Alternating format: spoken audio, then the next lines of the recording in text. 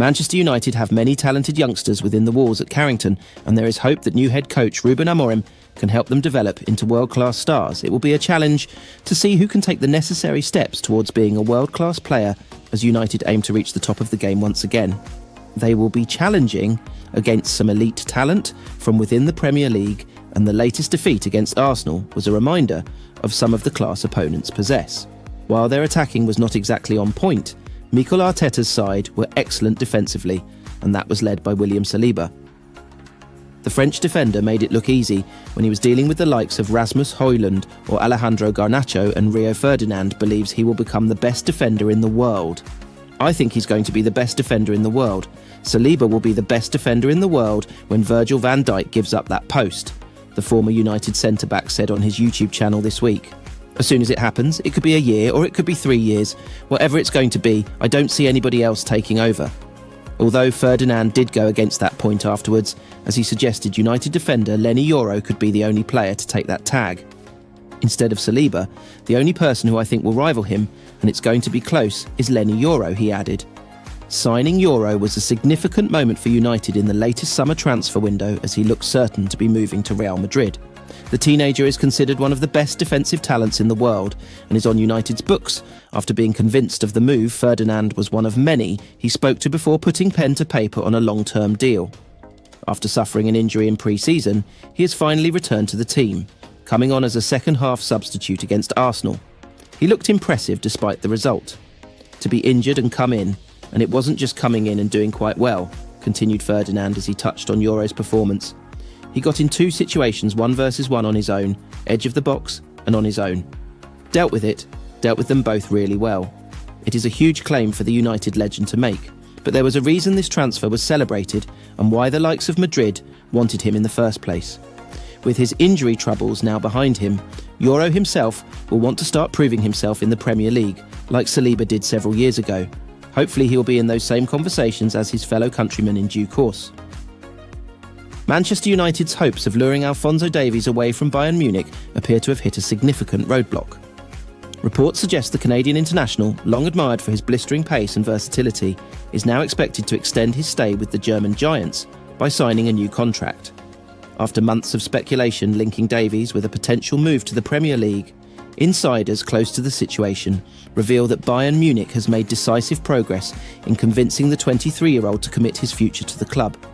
This development follows the Bundesliga champions' efforts to rebuild trust and momentum after a challenging period that included a reshuffling of the managerial staff and concerns over squad cohesion. For United, who are seeking reinforcements at left-back due to injury woes and depth concerns, this news is a blow. Alphonso Davies was seen as an ideal candidate to bolster Erik ten Hag's squad, given his attacking flair and defensive reliability. However, Bayern's willingness to prioritise Davies as a cornerstone of their future has likely swayed the player's decision. Davies, who joined Bayern from Vancouver Whitecaps in 2018, has grown into one of the most celebrated fullbacks in football. Known for his electrifying runs and pinpoint crosses, he has been integral to Bayern's domestic and European successes, including their 2020 Champions League triumph. Manchester United, meanwhile, may need to turn their attention to alternative targets as the January transfer window approaches. With Tyrell Malacia sidelined and Luke Shaw also managing injuries, the urgency to secure reinforcements remains high. United's recruitment team will likely pivot to other left-back options. While keeping tabs on Davies should his situation at Bayern change in the future, this saga highlights the challenges top clubs face when competing for elite talent, especially against institutions like Bayern, known for retaining their stars. The story remains fluid, but for now, Alphonso Davies seems set to continue lighting up the Allianz Arena rather than donning the red of Manchester United. Manchester United suffered their first defeat of the Ruben Amorim era on Wednesday after losing 2-0 at Arsenal. The Reds' 7-game unbeaten run came to an end after second-half goals from Jurrien Timber and William Saliba. United have now dropped down to 11th in the Premier League table, ahead of their clash at home to Nottingham Forest on Saturday kickoff, 5:30 p.m. Amorim has been able to improve a struggling team, but the Portuguese will need reinforcements in the transfer market if he is to succeed at Old Trafford. Amorim's first opportunity to strengthen his squad will come in January, and several players have already been linked with a move to M16, including Sporting striker Victor Gyökeres, Bayer Leverkusen forward Victor Boniface, and Juventus star Kenan Yildiz. January deals will be difficult for the Reds due to PSR constraints, but player sales could change what they can spend. United will also be planning for next summer and Amorim's first full season in charge. Football finance expert Dr. Rob Wilson believes United must qualify for the Champions League if they are to afford Victor Gyökeres. To afford Victor Gyökeres this summer, I believe that Manchester United have to earn Champions League qualification, he said via OLBG.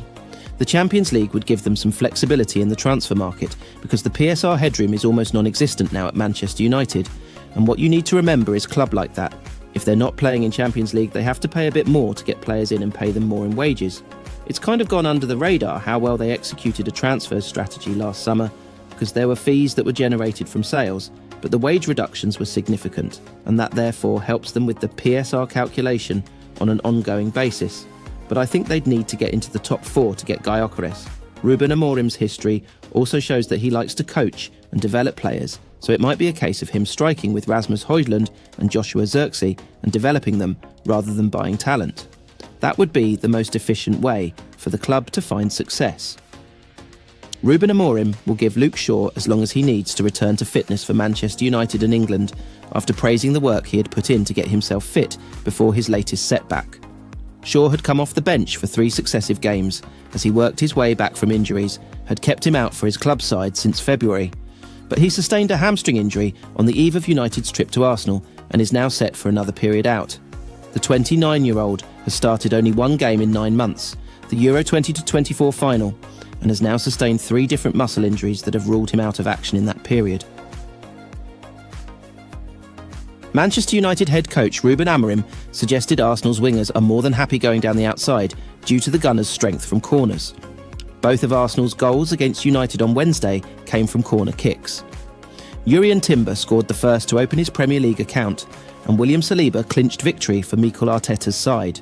The 2-0 defeat was Amorim's first reverse as United boss after a draw with Ipswich and wins against Bodo Glimt and Everton. It also showcased Arsenal's set-piece strength from both sides, with deliveries from Declan Rice and Bukayo Saka producing the goals. Amorim recognised the willingness of the opposition to play to those strengths. On this occasion, it was Saka and Gabriel Martinelli on the flanks for the London side, and the visitors failed to deal with them.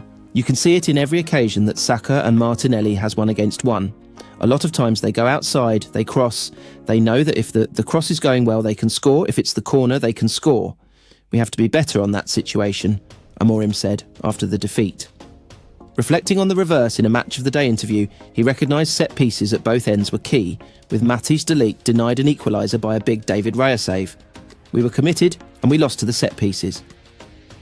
If Matthijs de Ligt can score in that moment, the momentum would be different, he said. We tried to play, but they are a very organised team and it's hard to score.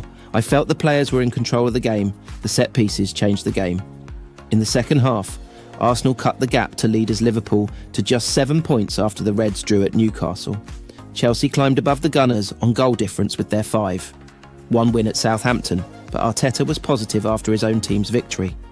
We scored 2 set pieces, but we could have scored from open play many more, he told Match of the Day. We lost 2 massive players for us in our backline, Gabriel and Riccardo Calafiori, but the team is still responding. The game opened up a little bit and we looked a real threat. Very pleased. It's a joy to play in this stadium with that energy. It's something incredible. Arsenal travel across London to take on Fulham on Sunday as they look to keep the pressure on the teams above them. United are back at Old Trafford one day before that, hosting a Nottingham Forest team who lost at Manchester City on Wednesday. Matthijs de Ligt described Manchester United's loss against Arsenal as not good enough, but admitted the team are on the road to improving with Ruben Amorim in charge. United defended well in the first half and limited Arsenal's chances. It was goalless by the interval, but it didn't take long in the second half for Arsenal to break the deadlock. The Gunners have the best set-piece record in the Premier League and took the lead in the 54th minute when Jurrien Timber scored from a corner with a glancing header at the front post. Arsenal doubled their advantage from another corner. The delivery was to the back post on this occasion, and William Saliba was the scorer.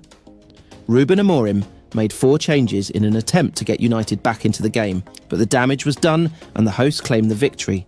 The loss condemned Amorim to his first defeat in charge of United, who slipped back into the bottom of the table following Newcastle's draw against Liverpool at St James's Park. After the game, a disappointed Delight spoke to MUTV and reflected on the performance. In the defensive phase, the amount of chances we conceded without the set plays was good, he said. In the end, we played a little bit more offensive and conceded some chances at the end, but in general, we have to and we will offensively improve.